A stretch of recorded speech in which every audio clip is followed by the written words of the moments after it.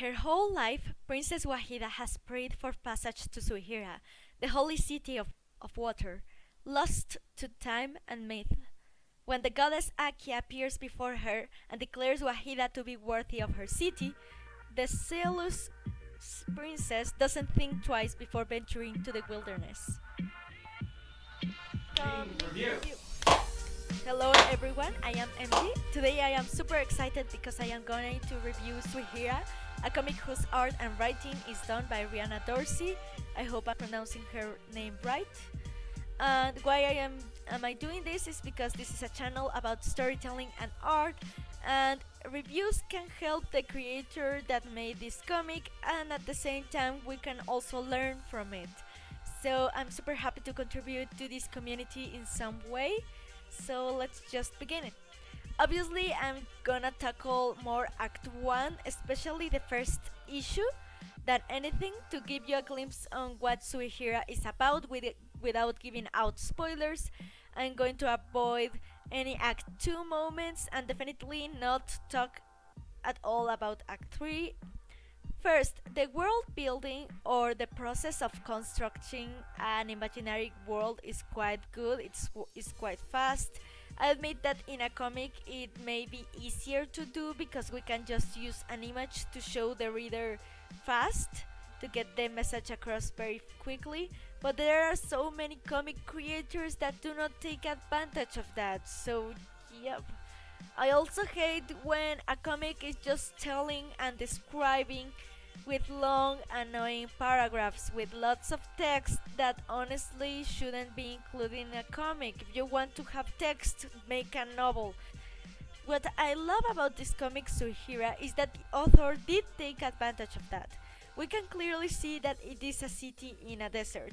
We even see some animals we can associate fast to the desert in a beautiful way, taking advantage of a good use of color theory that gives this comic a unique look. Comics are a visual element. Instead of telling, show the reader where we are located at. Then we get introduced to the sisters, young girls, and through their dialogue instead of descriptions, we can see water is not common, with Wahida even asking what depth is a lake.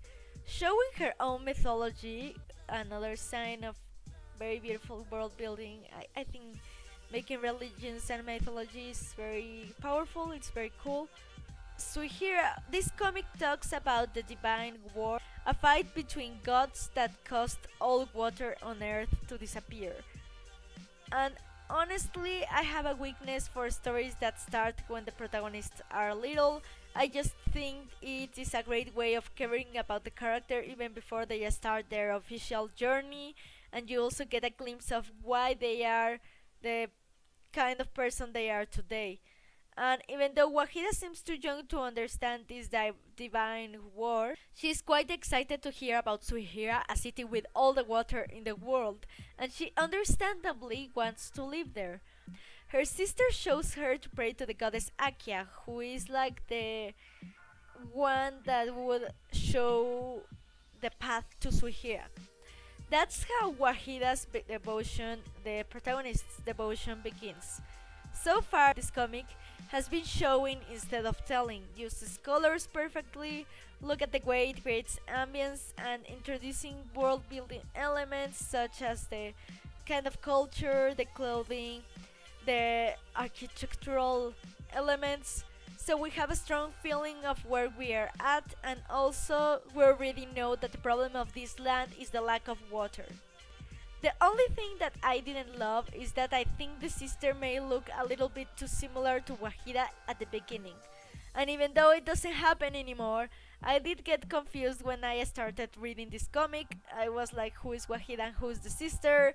I cannot tell them apart, but the author did use a couple of tricks so you don't confuse them. She respected the 180 rule, and the sister did appear on the same side of the panel in every panel, so that was well done.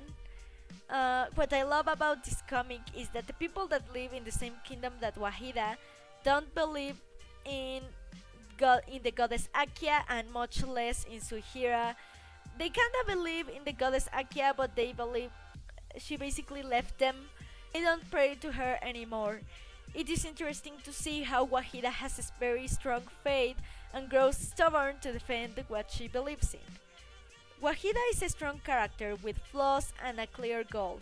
Even though she does seem like an angry child, we also know that's the way of her defending what she believes is right. So that creates a quite compelling and real character. We also get personally challenged because if Wahida is right about believing in Suihira and her goddess Akia, then all people are fools. But if she is wrong, she just seems like a religious fanatic.